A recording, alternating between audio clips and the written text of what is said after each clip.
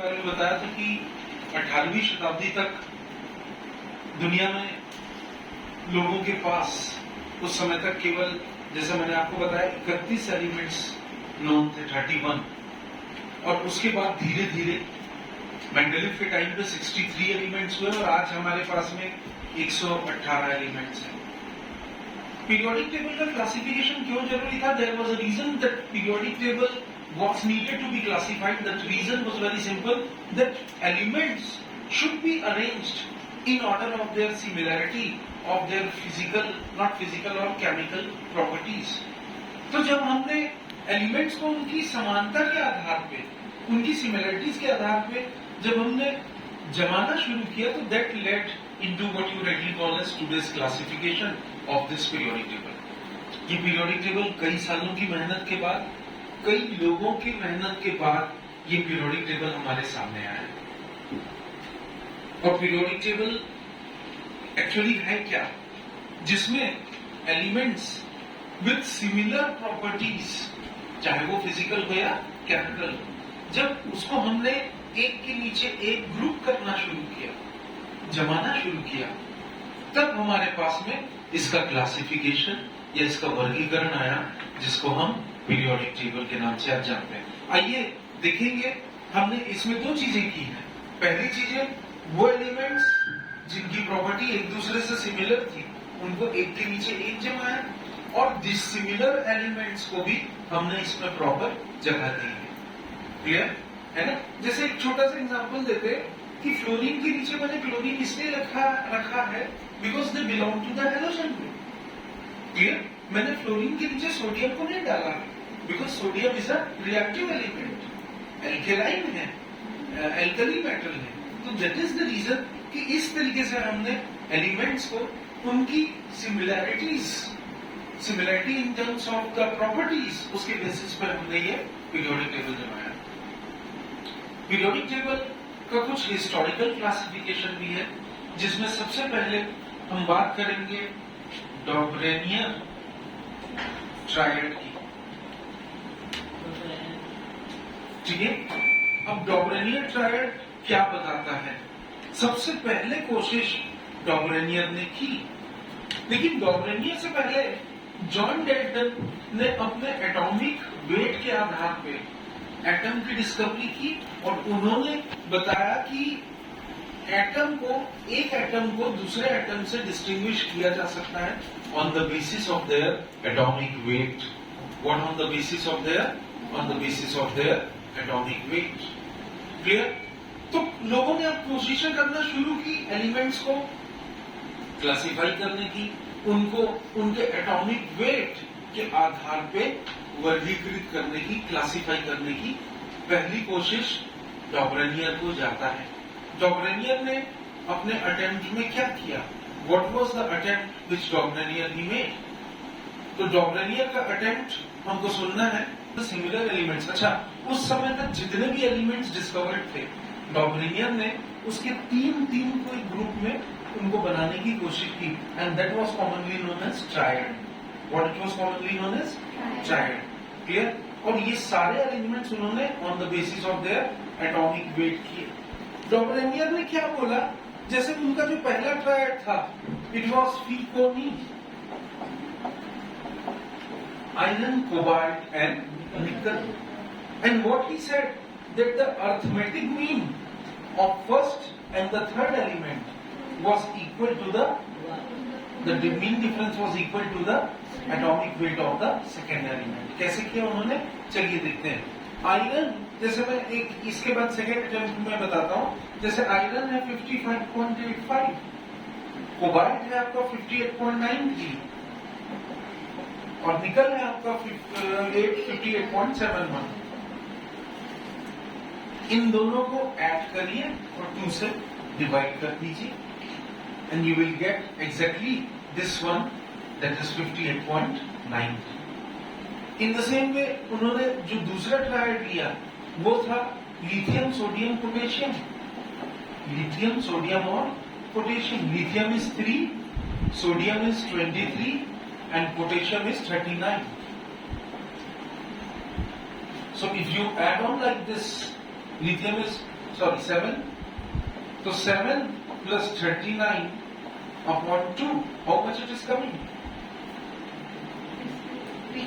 Obviously it is coming 23. Is this clear? In this way, Dobrenier, he tried to arrange the similar atoms on the basis of his triad. लेकिन इसके बाद उनका next triad chlorine, bromine, iodine था और उसके बाद calcium, strontium और barium था। लेकिन इसके आगे के ट्रायड्स वो नहीं बना। Is this clear? राइट है ना? क्योंकि डॉबरेनियर का ट्रायड फेल क्यों हुआ? क्योंकि जो डॉबरेनियर का ट्रायड था वो कुछ सीमित लिमिटेड नंबर ऑफ एलिमेंट्स में ही लग सकता था। It was not for all the elements. That's why this concept of triad of Dobrenier finally failed. Dobrenier के बाद हमारे पास में एक नया लॉ आया जिसको हम बोलते हैं Newland law of octave. And what does this Newland law of octave tells us? Newland law of octave में एक नई पहल हुई। पहली बार ये देखने के लिए मिला कि जैसे संगीत में 7 सुर होते हैं और वो कौन कौन से? सा, रे, गा, मा, पा, धा, नी, 1 2 3 4 5 6 7 और 8वां सुर जो होता है संगीत का वो पहले सुर का रूपांतरण होता है, रिपीटेशन होता है। And this is again coming as सा। इसी बेसिस पे न्यूलैंड ने संगीत के 7 सुर के आधार पे न्यूलैंड ने बताया कि जब हल्के एलिमेंट्स, हल्के मतलब जिनका एटॉमिक वेट कम होता है, lighter elements when they are arranged with increasing number of atomic weights, when they are arranged with increasing number of atomic weights, so every 8th element is a repetition of the first element. The property of every 8th element is a repetition of the first element. तो उन्होंने इसी आधार पे, जैसे मैंने आपको बताया कि जैसे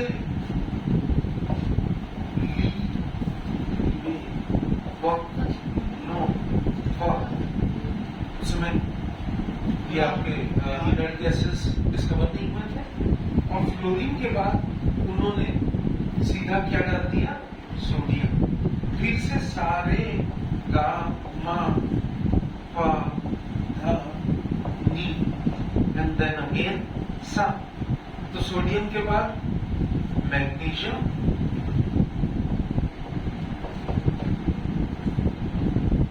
क्लोरीन और क्लोरीन के बाद सीधा उन्होंने पोटेशियम। इस तरीके से उन्होंने कोशिश की अरेंज करने की, लेकिन वो पोटेशियम के बाद एटॉमिक नंबर 20 कैल्शियम के आगे वो अपने इस लॉ ऑफ ऑक्टेव को और डिफाइन नहीं करना।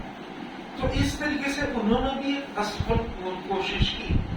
जैसे संगीत के सुर में पहला सुर 8वें सुर की नकल होता है, इसी आधार पे, इसी बेसिस पे उन्होंने एलिमेंट्स को उनके increasing order of atomic weight के बेसिस पे लाइटर एलिमेंट्स को जमाने की कोशिश की, लेकिन वो कैल्शियम से आगे नहीं बढ़ पाए।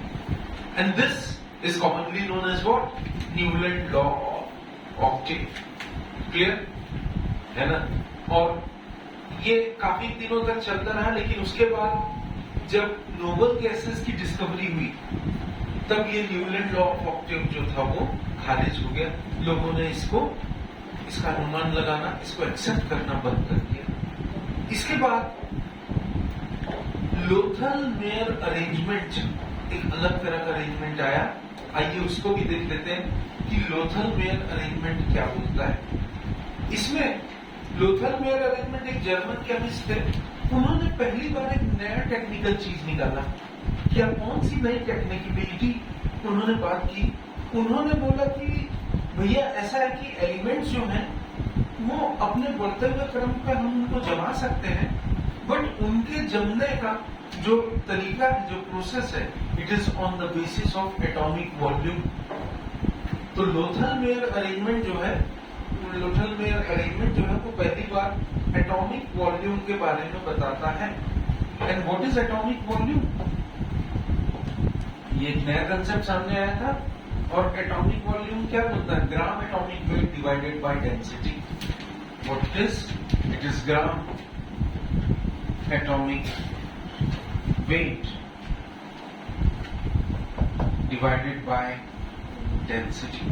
तो ये पहला कंसेप्ट उन्होंने रखा लोगों के सामने, and that was on the basis of, ये डिस्कवर किया उन्होंने, लोथर मेयर कंसेप्ट।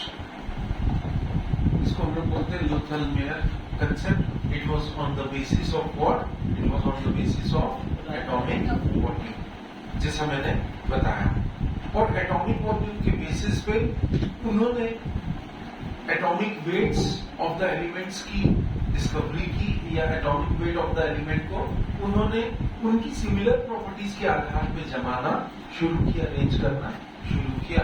और उन्होंने क्या किया?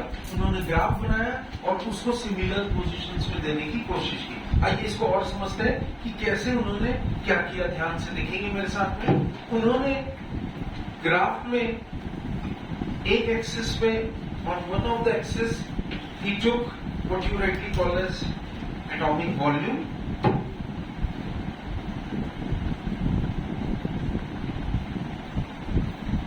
and on the other axis he took atomic weight. What he took was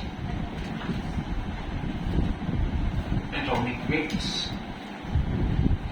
और इसके आधार पे उन्होंने ग्राफिकली रिप्रेजेंट करने की कोशिश की। जैसे इसको स्टैंडर्ड 0, 10, 20, 30, 40, 50, 60 लाइक दैट वे। और इस एक्सिस पे भी उन्होंने एटॉमिक वेट को 20, 40, 60, 80 लाइक दिस वे उन्होंने दिया। And on that way he started developing the graphs, और उन्होंने इस तरीके के ग्राफिकल रिप्रेजेंटेशन किए। उन्होंने अपने ग्राफ में, लोथर मेयर ने सबसे पहले क्या किया? जो सबसे ज्यादा स्ट्रॉन्ग इलेक्ट्रोपॉजिटिव एलिमेंट है, कौन कौन से सबसे ज्यादा स्ट्रॉन्ग इलेक्ट्रोपॉजिटिव एलिमेंट है? Lithium, sodium, potassium, rubidium, caesium and francium. इन सबको, एल्कली मेटल्स जो सबसे स्ट्रॉन्गेस्ट इलेक्ट्रोपॉजिटिव एलिमेंट है, उनको उन्होंने पीक में सबसे टॉप में रखा। सबसे कहां रखा उन्होंने? टॉप में रखा। It was like that, lithium, sodium, potassium, rubidium, या आप थोड़ा सा और आगे देखेंगे तो caesium, and like this way थोड़ा सा और देखेंगे इसमें तो what you commonly called as francium. तो उन्होंने जो एल्कली मेटल्स थे उनको उन्होंने कहाँ रखा? अपने पीक के टॉप में। उसके बाद जो less electropositive alkaline earth metals हैं, ये these are all alkali metals and these are all what? Beryllium, calcium, magnesium, barium, strontium and radium, strontium, barium and radium। ये less electropositive है, alkaline earth metals को उन्होंने just उसके नीचे जगह दी, decreasing positions में जगह दी। और कुछ इस तरीके से जगह दिया उन्होंने, जैसे यहाँ पे उन्होंने दे दिया बेरिलियम, फिर उसके बाद उन्होंने दे दिया मैग्नीशियम, फिर उसके बाद उन्होंने दे दिया कैल्शियम, फिर स्ट्रॉन्शियम, फिर बेरियम और फिर ऐसे रेडियम, लाइक दिस वे इस पोजीशन में जगह दी। क्लियर? और जो सबसे ज्यादा इलेक्ट्रोनेगेटिव एलिमेंट्स थे, जैसा मैंने आपको बताया कि जो सबसे ज्यादा इलेक्ट्रोनेगेटिव एलिमेंट थे उनको असेंडिंग पोजीशन में जगह दिया। कैसे? फ्लोरीन, देन इस तरफ आ रहा है chlorine, then bromine, then iodine and then astatine. तो असेंडिंग पोजीशन में उन्होंने इस तरीके से जगह दी। क्लियर? और लोथर मेयर ने अपने कंसेप्ट में बहुत क्लियरली बात बताई। क्या बताया उन्होंने? Physical properties of the elements. What I am saying? Physical properties of the elements, they are the periodic function of their atomic weights. The physical properties of elements, they are the periodic function of their atomic weights. लेकिन उन्होंने इस tabular form में elements को जमाने की कोशिश तो की, लेकिन कुछ समय बाद ये भी अंडर एक्सेप्टेंस में चला गया और थोड़े दिन बाद ये चीज जो थी वो लोगों के दिमाग से निकल गई। उन्होंने कोशिश अच्छी की, लेकिन ये आगे जाकर के बाकी के एलिमेंट्स को अरेंज नहीं कर पाए। इस तरीके से, जैसे मैंने आपको बताया कि पीरियोडिक टेबल को कई तरीके से कई लोगों ने अलग अलग टेक्निक्स में अरेंज करने की कोशिश की। इतिहास में, हिस्ट्री में एक और चीज दर्ज है कि कई लोगों ने सर्कुलर पीरियोडिक टेबल बनाने की भी कोशिश की, ट्राई किया, लेकिन वो आज भी अंडर एक्सेप्टेंस नहीं। अब इसके बाद हम लोग कोशिश करेंगे और जानने की कोशिश करेंगे मेंडलीव पीरियोडिक टेबल अपने नेक्स्ट लेक्चर में। Thank you.